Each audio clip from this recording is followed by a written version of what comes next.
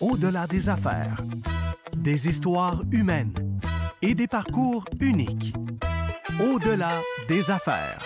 Bonjour, mon nom est Jean-Philippe Vézina, en compagnie de Daniel Bédard. Allô, Jean-Philippe? Allô, ça va bien? Ben oui, toi? Yes. Bienvenue au podcast Au-delà des affaires, un podcast qui met l'humain derrière l'entrepreneur de l'avant et qui nous raconte des histoires inspirantes. Qui est notre invité aujourd'hui, Daniel? Notre invité aujourd'hui, c'est Daniel Gauvin. En fait, c'est un restaurateur très connu au Lac-Beauport. Ben oui, Daniel a fondé le Batifol en 1990. Le Batifol du Lac-Beauport célèbre son 35e anniversaire. Je dis le Batifol du Lac-Beauport parce qu'il y a un deuxième Batifol qu'on appelle le Batifol Bar et Grill qui est situé à Beauport. Lui, ça fait environ 12 ans qu'il est ouvert. OK. Et Daniel aussi, son fils a joint l'aventure avec lui en 2023 de mémoire.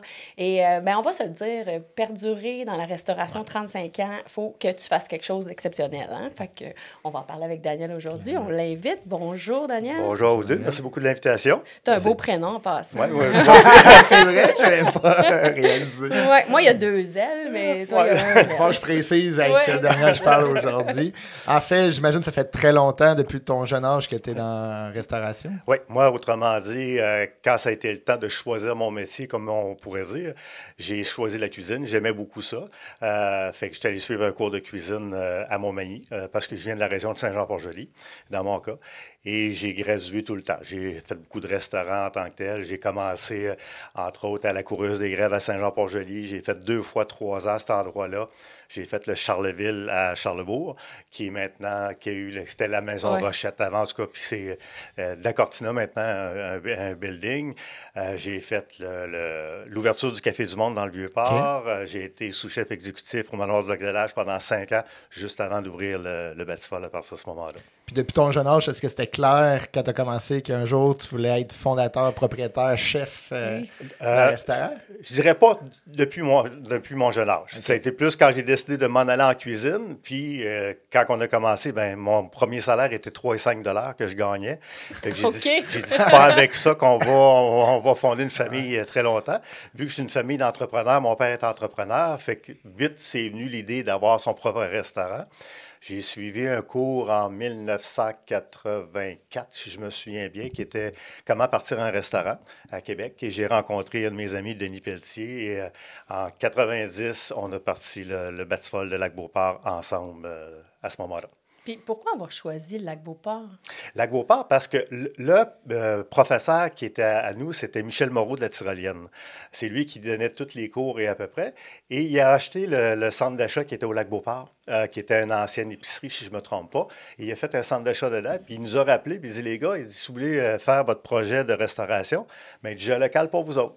Fait que c'est comme ça qu'on a abouti à Lac-Beauport toutes les deux, à partir de ce moment-là. Concours de circonstances. Concours de circonstances, c'est ça. Une opportunité, comme on l'appelle. Et voilà. Puis tu disais que tes parents étaient entrepreneurs. Oui. Je ne sais pas, étais-tu dans le même domaine? Non, pas dans le même domaine. Mon père a eu une concession automobile à Saint-Jean-Port-Joli, Port-Joli Auto. Ensuite, il s'est ouvert une quincaillerie, NDND, et ça l'a grandi. Il a fait plusieurs bannières du côté des quincailleries. Puis il y a aussi eu des pièces automobiles comme CarQuest, ces choses-là, à partir de ce moment-là. Mes 2 frères ont continué l'entreprise à papa. Moi, je suis parti en cuisine. Ma sœur est allée dans la police, dans son cas. Ton père qui était dans un domaine de l'automobile, finalement. Comment il a pris ça que un jour, tu es arrivé et tu t'es dit, moi, je m'en vais en restauration?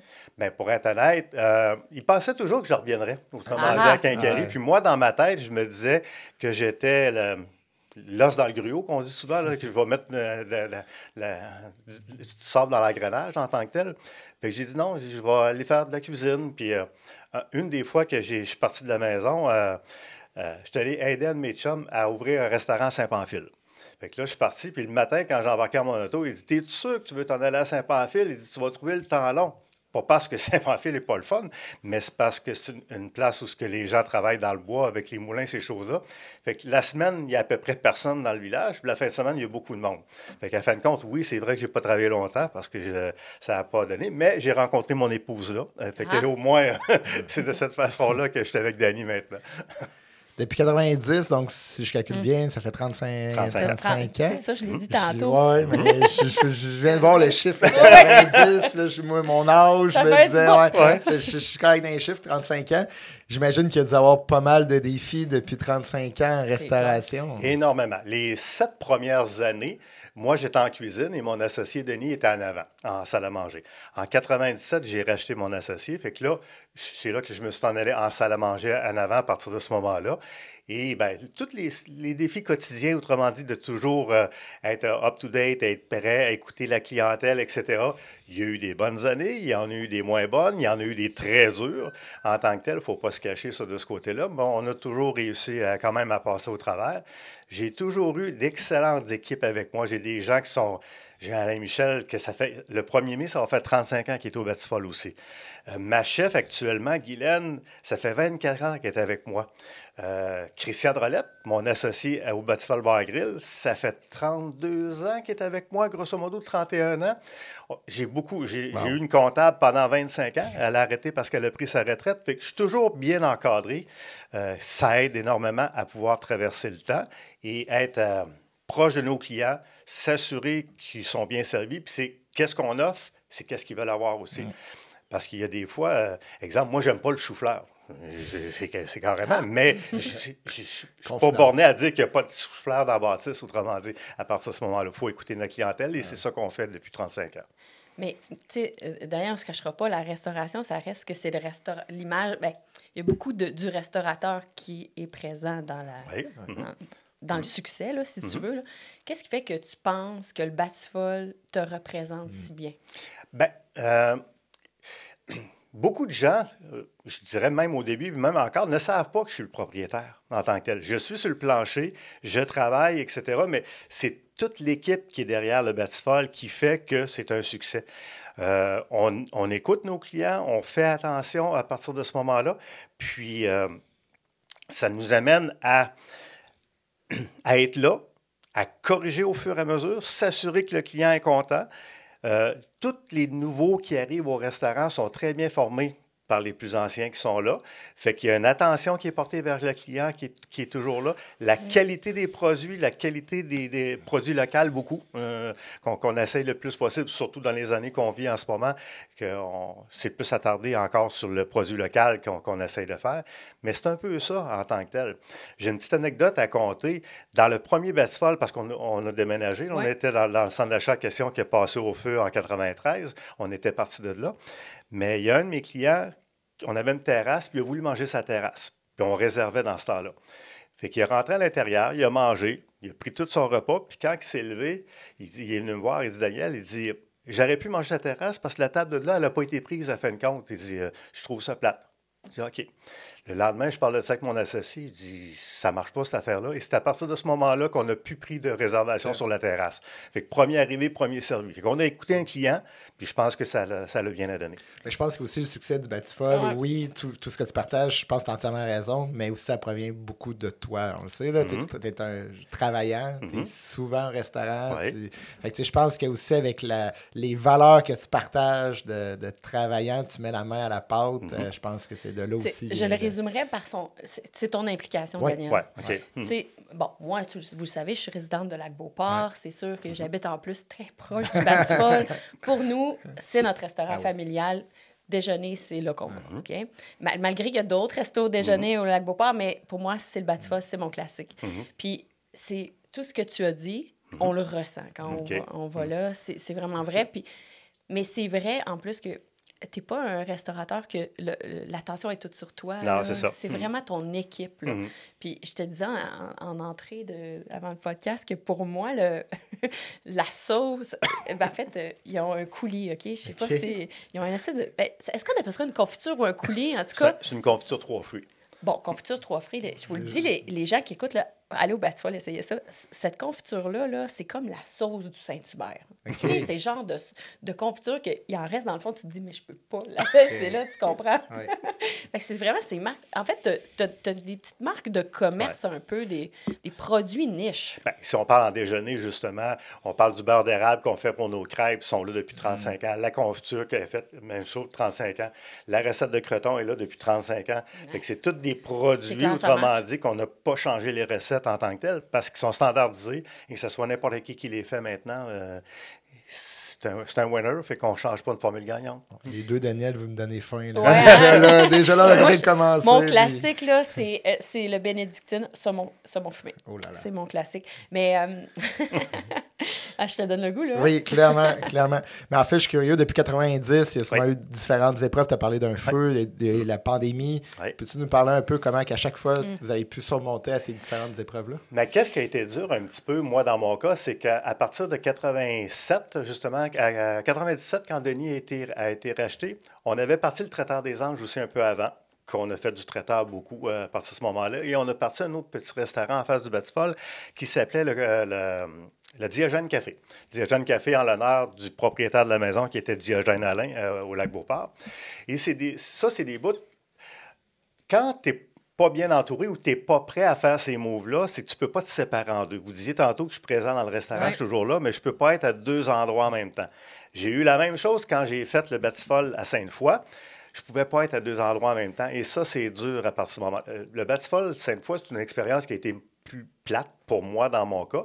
Tandis que le Batifolle Bar Grill, là, j'ai été intelligent. Je me suis mis quelqu'un avec moi qui était là depuis longtemps, qui est Christian comme associé, qui a les mêmes valeurs que moi et qui est capable de gérer l'entreprise de là-bas. Et en plus, j'ai mis mon fils là, autrement dit, comme gérant, pour être capable de continuer la génération des Gauvin, autrement dit, du côté de l'entreprise, du côté du Bar Grill. Même maintenant, comme tu disais tantôt, Daniel, il est rendu associé avec moi depuis 2023. Et moi, je me rappelle du Diogène, puis c'était excellent aussi, là, mais c'est ça ce que je comprends, dans le fond. Ce que tu es en train de nous dire, c'est que le restaurateur, s'il n'est pas présent dans son restaurant, bon, on a eu un autre... Phil Bolduc nous a dit la même chose. Si tu n'es pas présent, ça ne marchera pas. En plus là, que Phil, il l'a dans son nom de commerce, c'est ça. Puis, mais qu'est-ce qui a été le plus dur pour toi avec Sainte-Foy? Parce que tu le dis toi-même, là, Sainte-Foy, pour toi, c'est pas un succès, là. Qu'est-ce qui m'a été le plus dur pour moi? C'est surtout quand ça a commencé à moins bien aller, que les gens allaient manger, ils disaient « Ah, c'est pas la même chose qu'au lac. Ah, c'est pas la même chose qu'au lac. » ou ces choses-là. Là, je me suis dit, Caroline, dans quoi je me suis embarqué? Excusez le terme. Dans quoi je me suis embarqué? Parce que je pensais à mon client que je ne satisfaisais pas à partir de ce moment-là. Fait que là, je suis en train de tout défaire la bannière Batifolle, comme on pourrait dire. Fait que c'est pour ça qu'à un moment donné, puis moi, quand j'étais là, j'avais dit à Michel, je vais être là, commencer, mais il était censé faire Michel une nouvelle... Noël, Michel Noël, oui, c'est ça. Il était censé faire une nouvelle bâtisse, autrement dit, puis rester dedans. Puis après 3 ans, je disais à Michel, oublie-moi pour être dans la bâtisse. Là, moi, je vais repartir de Sainte-Foy.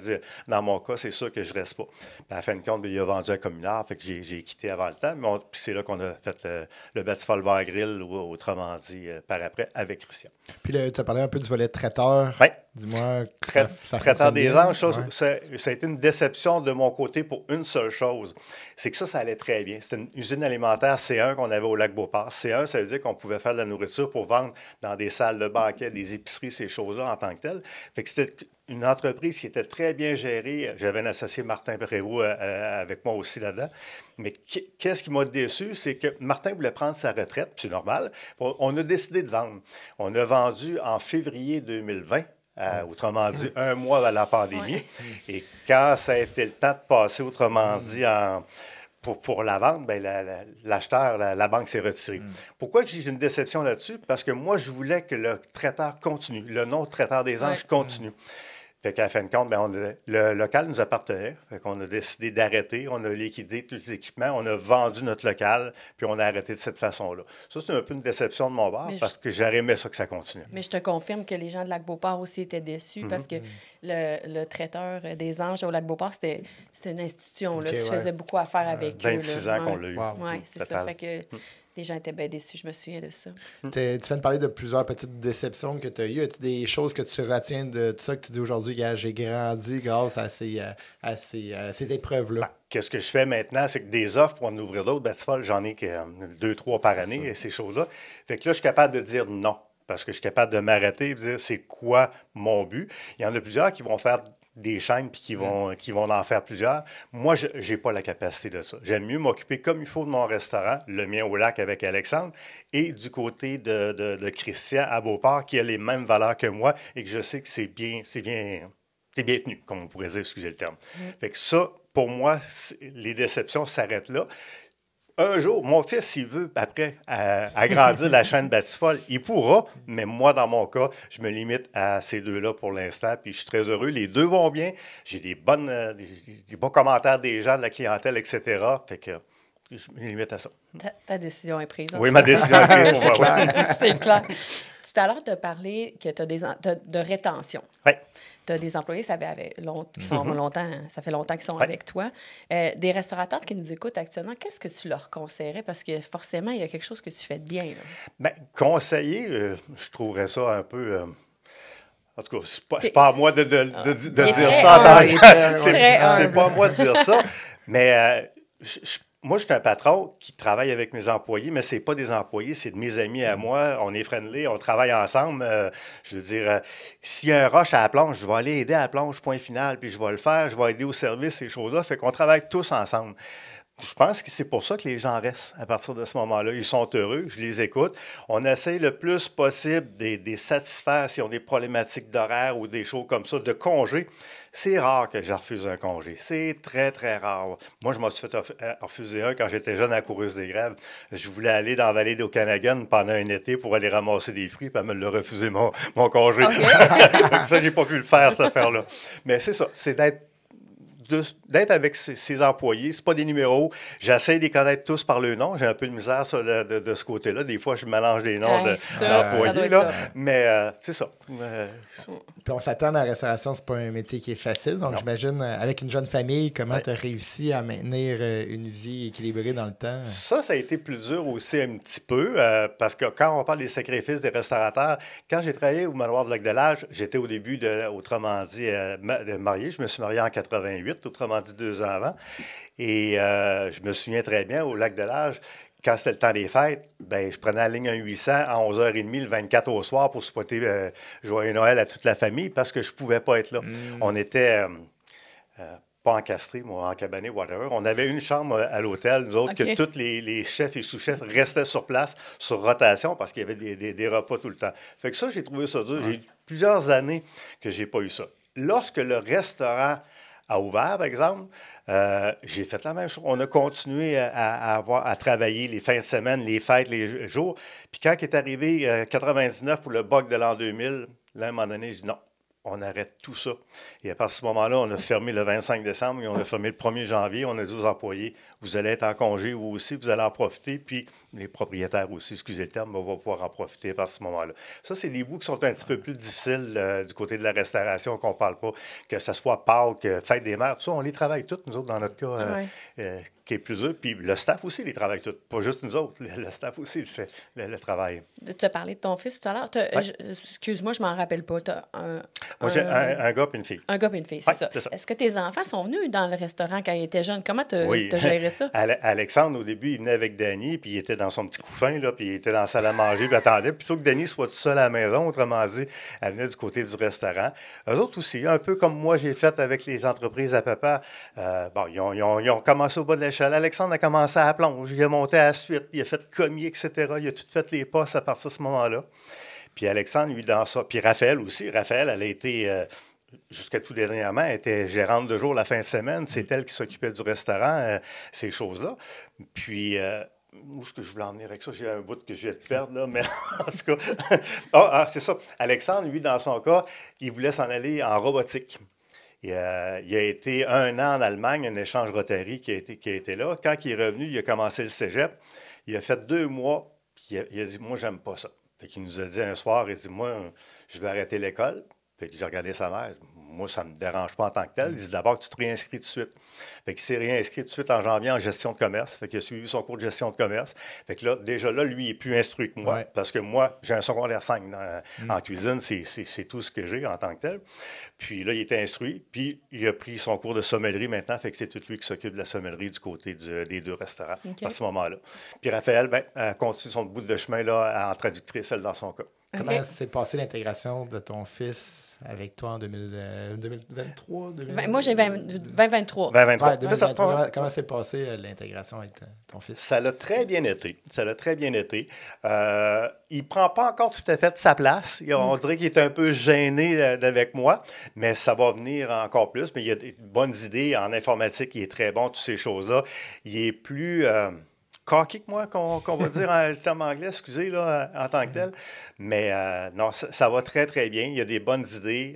Je me réfère beaucoup, beaucoup à lui maintenant quand je prends des décisions. Avant de les prendre tout seul, je veux l'impliquer de plus en plus. Puis il m'amène des bons points. Puis c'est correct. Il sait-tu qu'il ne prend pas tant sa place que ça? Parce que s'il ne savait pas, il vient de l'apprendre.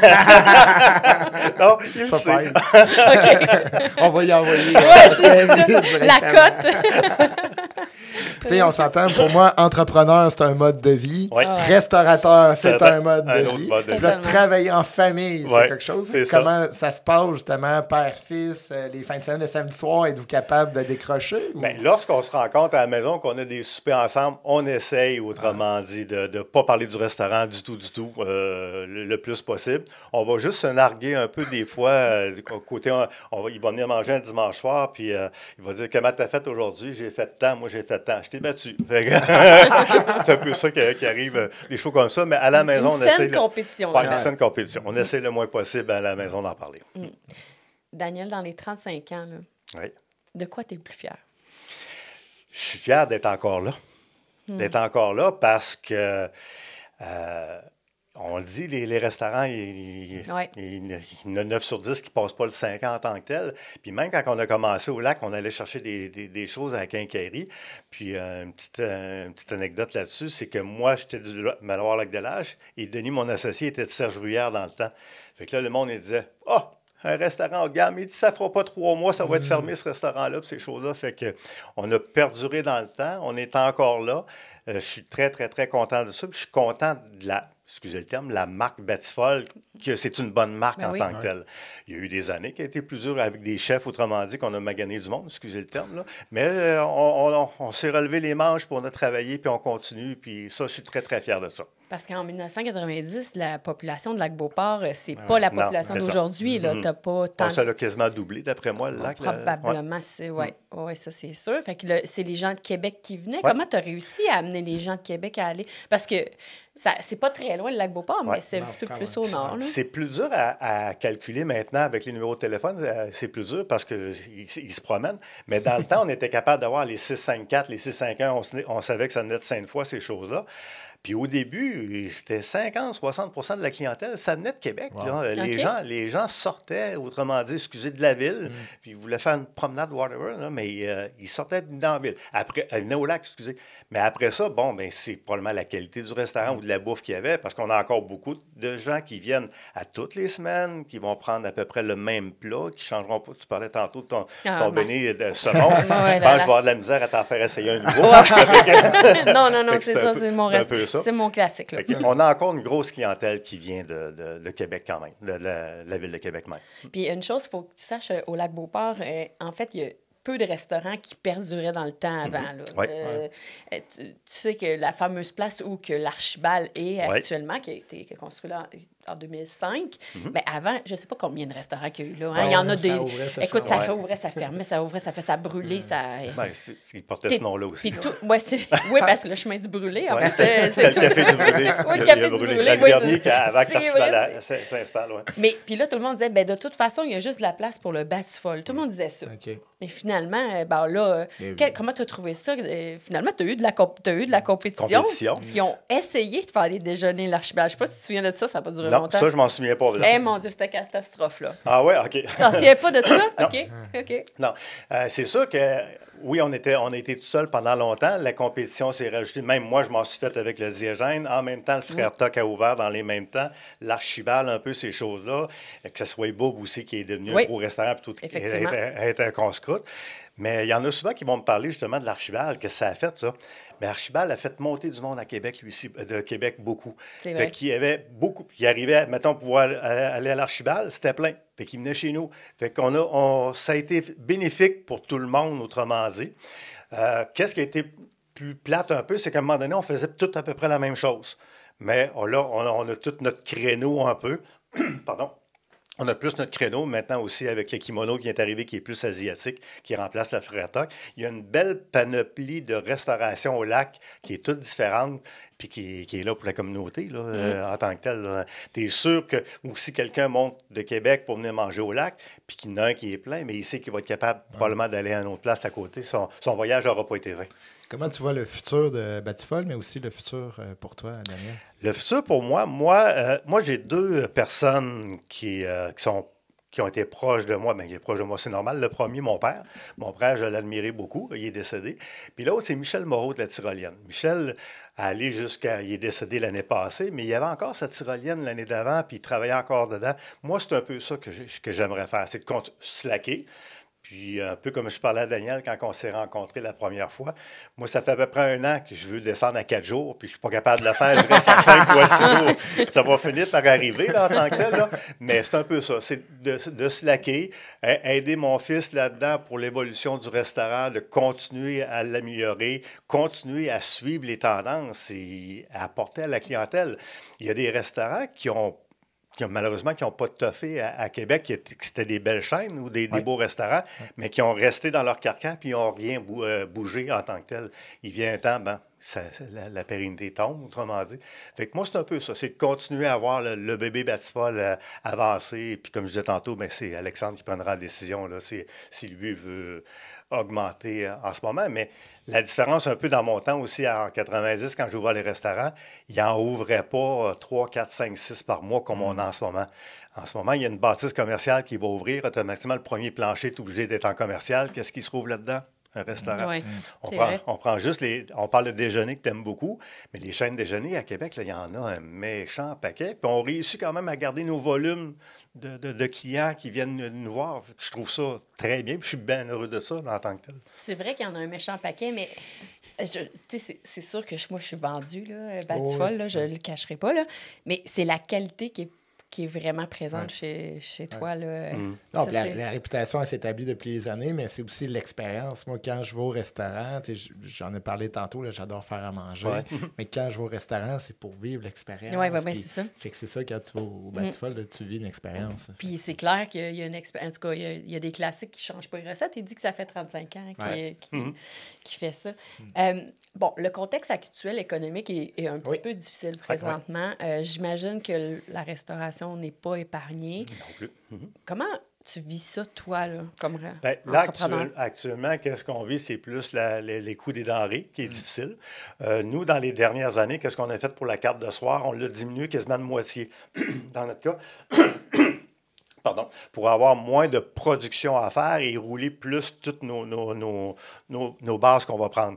On a été chercher des bases qui sont un petit peu moins coûteuses en tant que telles pour être capable de travailler, qui fait qu'on réussit à avoir une carte quand même que le prix est quand même bien. C'est pas donné, je ne dis pas qu'on n'est pas cher, mais on a quand même un rapport qualité-prix qui est très bon. Ça, c'est la première des cases. La deuxième partie qui est un peu plus difficile, c'est du côté de la main-d'œuvre. La main-d'œuvre, surtout pour la cuisine. En salle à manger, tout ça, on s'en sort bien, mais en cuisine, c'est difficile. On est obligé d'aller à l'immigration, c'est long, c'est pénible avec les gouvernements. Même dernièrement, dans la dernière année, ils ont coupé beaucoup là-dessus. Il faut changer de programme. Là, j'ai un chef français qui vient d'arriver, que lui, c'était avec un nouveau programme, ça a été plus vite. Mais il faut aller avec ça parce que malheureusement, le Québécois en cuisine, c'est de moins en moins. Ou encore, j'ai rien contre l'émission Les Chefs, mais l'émission Les Chefs, le jeune qui sort de l'école veut tout de suite être un chef. Il ne peut pas être un chef. Il faut qu'il commence par avoir les bases de voir un coup de feu, c'est quoi? Parce que dans une école, une école, tu vas être à peu près 35 pour faire un service de 60 clients. Mais quand tu es 2 dans la cuisine pour faire un service de 100, c'est complètement la différence. Un coup de feu, c'est un rush. Un rush, c'est ça. Puis aussi, le jeune, maintenant, veut travailler du lundi au vendredi jour. Mais on ne peut pas mettre des machines distributrices le soir et dire au client, bon, mais tu feras ton filet mignon dans la machine, mets 20$ là, puis le filet mignon va sortir. Non, c'est pas le même que ça marche. Fait que pour ça qu'il faut aller à l'immigration encore de ce côté-là, parce qu'eux encore sont prêts à travailler les fins de semaine, qui est plus dur pour le Québécois un peu. Il y en a qui le font, mais c'est plus dur. OK. Mais c'est intéressant que tu en parles, là, parce que c'est ça, il y en a qui disent qu'on a moins besoin d'immigrants, mais en fait, là, ce que j'entends, c'est qu'on en a encore vraiment besoin. Oui. Mais tu sais, ton fils, il a décidé d'aller en restauration. Je veux dire, il y en a encore qui décident d'y aller. Qu'est-ce qui fait comme... Je me pose la question, là. Qu'est-ce qui fait comme culture? On n'est pas capable de recréer, de les inspirer à aller en restauration? Bien, faut aimer qu'est-ce qu'on fait. Dans tous les domaines, il faut aimer qu'est-ce qu'on fait. Puis Alexandre l'aime beaucoup. Il aime qu'est-ce qu'il fait, qu'est-ce qu'il crée avec ses employés. Quand un service va super bien, quand on fait des Pâques, fêtes des mères, où il y a énormément de monde, puis que c'est rodé au quart de tour, il ne faut pas que tu aies un groupe de 10 qui arrive 5 minutes en retard, là, autrement dit. Fait que tout fonctionne, puis que tu arrives à la fin de ta journée, puis que tout s'est bien passé, tu es heureux, tu es content. Maintenant, tu me disais comment donner ça à quelqu'un. Je ne peux pas te répondre trop. Même après 35 ans, tu n'as pas trouvé la recette. Non, je pense que c'est la passion. Oui, bien, je vais aller avec la passion, ça c'est correct. C'est la passion parce que c'est pas un métier qui est facile, selon moi. Non. Puis aussi l'horaire. C'est l'horaire aussi. Ça a des engagements importants. Fait que c'est là, puis l'immigration, moi, j'y crois entièrement. Puis, tu sais, je pense que on s'en a beaucoup parlé, là, mais tu sais, ma conjointe est française. Puis moi, c'est là que je réalise comment, même quand tu es français, que c'est pas facile de venir au Québec. Là. Ouais. Fait que je pense que, justement, dans les métiers comme ça, il faut en avoir plus, personnellement. En tout cas, je sais que c'est une réalité que tu vis. Là, c'est la cuisine qui semble plus difficile. C'est la cuisine, Parce que j'avais sorti de la cuisine, mettons, aller jusqu'en 2018, là, j'en faisais quasiment plus de cuisine. Depuis 2018, j'ai rembarqué beaucoup. Puis depuis la pandémie, encore dans la dernière année, j'étais à temps plein dans la cuisine. Là. Je suis obligé de l'être pour être capable d'arriver. Puis que ça fait. Les décisions qu'on doit prendre des fois, moi, dans mon cas, ça fait quasiment 10 ans que je l'ai pris, cette décision-là. De soir, on est fermé les lundis, mardis soirs pour avoir une seule équipe de travail de soir du mercredi au dimanche. Ça aide beaucoup parce que déjà que la pénurie est dure du côté des cuisiniers, on est obligé d'en trouver pour le lundi puis le mardi en plus, ou ce que... Faut pas se cacher, c'est des petites journées. Fait que ça a été une bonne décision dans mon cas que j'ai pris. Tantôt, on parlait de la main-d'œuvre, toute ta famille, ton équipe, tout cet entourage-là qui sont là depuis longtemps. Écoute, la pandémie, ça a dû être du stress parce que là, du jour au lendemain, il fallait que tu fermes. Là, qu'est-ce que tu leur disais? Ça a dû être assez spécial comme. Nous, il faut dire qu'on a été bien entouré du côté des gouvernements. Là. Moi, là-dessus, là, je veux dire, ça a été très bien. Moi, j'ai gardé tout mon staff au complet. Ils ont tous été payés parce qu'on avait les montants, on avait une partie à payer, mais on gardait nos employés parce qu'on ne voulait pas les perdre, ces gens-là. Là, c'était important de ce côté-là. Puis c'est là nous, de notre côté, on a développé le take-out. On a commencé à faire du take-out. Fait que là, les gens pouvaient venir chercher. Là, on s'est mis un frigidaire en avance qu'on vendait nos produits, ces choses-là. Puis même l'après-pandémie, on a continué. On a encore notre frigidaire que les gens peuvent venir chercher leurs plats frais. Il y a un petit congélateur pour des plats cuisinés aussi. Oui, je peux l'acheter, ma... Y a-t-il la fameuse... ma confiture. Oui, je vais y aller.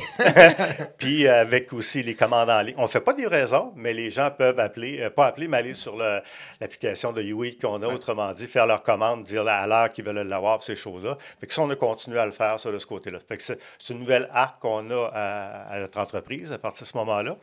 Et à partir du temps où ils nous ont laissé travailler, c'est-à-dire qu'il n'y avait pas les grands espaces où on était la moitié, il faut dire que le restaurant roule extrêmement bien. Bien, les deux roulent extrêmement bien. Les gens sont revenus. Ils voulaient sortir là, en tant que tel. Il y avait été pendant un an et demi là, qu'ils ne pouvaient pas faire grand-chose. Fait que ça a été très, très bien ça, de ce côté-là. Et depuis la pandémie, nous, c'est quasiment bénéfique dans notre cas. Bien, tu fais bien de le nommer parce que de dire que l'aide du gouvernement a été bénéfique quand même, parce qu'on sait que les gens chialent parfois, là, mais de le nommer, c'est bien. Hein? Puis tu t'es bien adapté au changement. En fait, tu as poursuivi la livraison, pas la livraison, mais le emporter par la suite. Puis il y a une chose que moi, j'avais remarqué, je ne sais pas si on te l'a déjà dit, mais que j'avais constaté, je te le dis, en tout cas, c'est que quand ils ont décidé de faire le changement, parce que moi, je n'ai acheté, là, j'ai trouvé que tu t'es bien adapté. En fait, les contenants que tu as utilisés, la façon dont tu livrais le produit, lorsqu'on allait chercher le produit demeurait de qualité. Parce qu'on sentait que tout le monde a viré que tu pouvais aller chercher du produit, mais ça ne voulait pas dire que ce que tu avais dans ton assiette quand tu mangeais au restaurant, puis que là, tu le mangeais chez toi, ça se ressemblait. Toi, c'était quasi identique. Est-ce qu'on te l'avait dit, ça? Non, pas beaucoup. Pour être honnête, non. OK. Bon, bien, tant mieux si tu l'as poursuivi par après, puis je ne sais pas si ça représente une grande partie de ton chiffre d'affaires, mais... C'est très bon. OK, très bon. Je suis contente d'entendre ça. Mais bref, sincèrement, sais, quand tu reçois quelque chose puis que ça ressemble de la boîte finalement, c'est plate, hein? Non, mais ce que j'aime, c'est oui, vous avez eu de l'aide, mais vous avez quand même innové. Vous avez dit tout de suite, OK, on se tourne de bord, on fait un comptoir pour emporter. C'est ça. Il fallait rester en vie. Fait que garder notre monde, ces choses-là. Fait que c'était. On l'a fait. Innovateur. Mais on arrive au segment, la question au-delà des affaires. Oui. Alors, on a parlé de ton fils tout à l'heure. Moi, ce que je me demande, en fait, ce que j'ai envie de te poser comme question au-delà des affaires, comme papa, est-ce que c'est le métier dont tu rêvais pour ton fils, connaissant la restauration? Moi, oui. Pour ma blonde, non. OK. Pour ma blonde, non. Parce que, faut dire, Dani, elle a souffert de ça un peu, que je ne sois pas là les fins de semaine, toutes ces choses-là. Puis elle a trouvé ça plate un petit peu, mais elle m'a connu, j'étais cuisinier aussi. Pour mon fils, moi, j'étais content parce que je sais que papa, il était content d'avoir Alain puis Jean-Yves, autrement dit, au magasin aussi. Fait que j'étais vraiment content. Puis en plus que lui, je dis toujours qu'il est plus instruit que moi. En tout cas, c'est plus, moi, j'ai l'instruction d'être sur place, de l'apprendre sur le tas. Lui, vraiment, il y a plus que moi, ça là-dedans. Fait qu'il est capable de plus les chiffres, il est capable de plus les comprendre, les ajuster aussi en tant que tel. Puis quand on fait un menu ou ces choses-là, il est avec moi. Puis comme là, on est avec un nouveau logiciel, tout était standardisé, mais standardisé à mitaine pour les recettes. Là, lui est tout en train de le faire informatiquement. Fait qu'on sait au jour le jour, si j'arrive au restaurant tantôt, j'ai eu des changements de prix, je sais comment est-ce qu'il me coûte mes coûtants et ces choses-là. C'est tout lui qui est en train de faire ça en tant que tel. Fait que c'est ça. Puis, mais ta conjointe, est-ce qu'elle a essayé de le décourager? Non, pas décourager, mais des petits cues à dire tu ne devrais pas t'en aller là-dedans ou regarde, tu vas travailler fin de semaine, tu ne seras pas là. Fait que c'est un peu ça. Non, mais pas méchamment là, en tant que tel. Elle est bien contente, elle aussi, en passant. Là. OK, d'accord. Avec tout ton bagage, justement, en tant que chef, en tant que propriétaire, on est juste entre nous trois, il n'y a pas de caméra, il n'y a pas de micro. Là. Ça serait quoi le meilleur conseil que tu donnerais à ton fils? À mon fils, d'être présent puis d'écouter les clients. Pas faire à sa tête, autrement dit, puis dire, moi, je veux faire ça. Parce que, exemple, dans le vin, et là, c'est un maniaque de vin, il adore ça, mais il sait qu'il ne peut pas nécessairement rentrer le vin que lui va aimer versus le coût, ces choses-là.